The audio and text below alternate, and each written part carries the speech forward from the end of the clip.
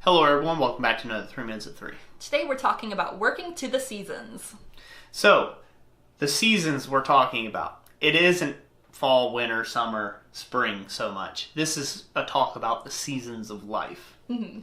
Because life is ever evolving and changing, isn't it? It is. It definitely is.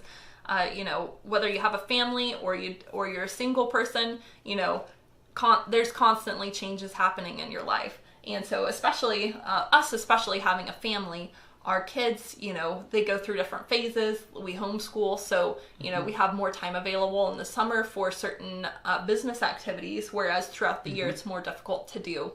And that's just one example for us where we have these certain amounts of time available sometimes, and then other times we're more stretched for time. Yeah, and, one thing that is a little bit of a disconnect for most people on the face of this planet that work like a standard 9-to-5 job or 9-to-9 job or a 10-to-10 job or whatever, okay, is you get into this thought process that you do XYZ work, you get XYZ pay, salary, basically. If you work an extra hour, you're going to get paid for that extra hour. If you work overtime, you're going to get paid overtime, so to speak.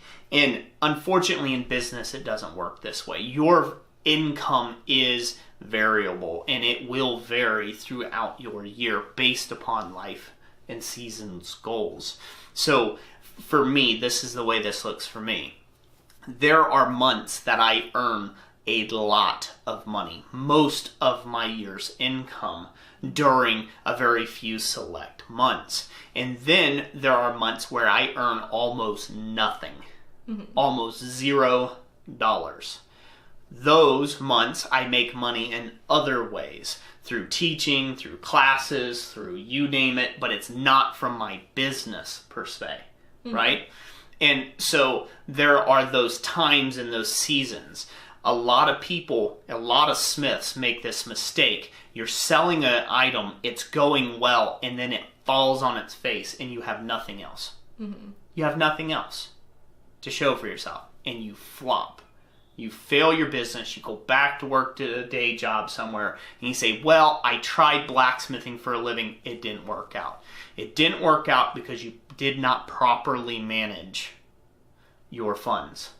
You did not have enough forethought and insight into the way that your business was going to go through seasonal changes. It's going to happen.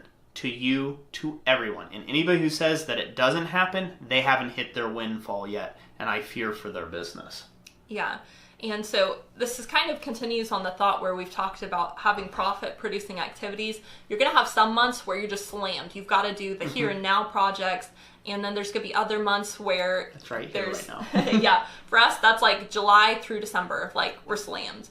Yeah. But then, January through April, which is a third of our year, we have very few customer orders coming in. And so when that happens, that gives us the opportunity not just to sit around and do nothing, but instead focus on future goals and to really put in the time and the effort towards those things. Yeah, and you just got to tighten your belt.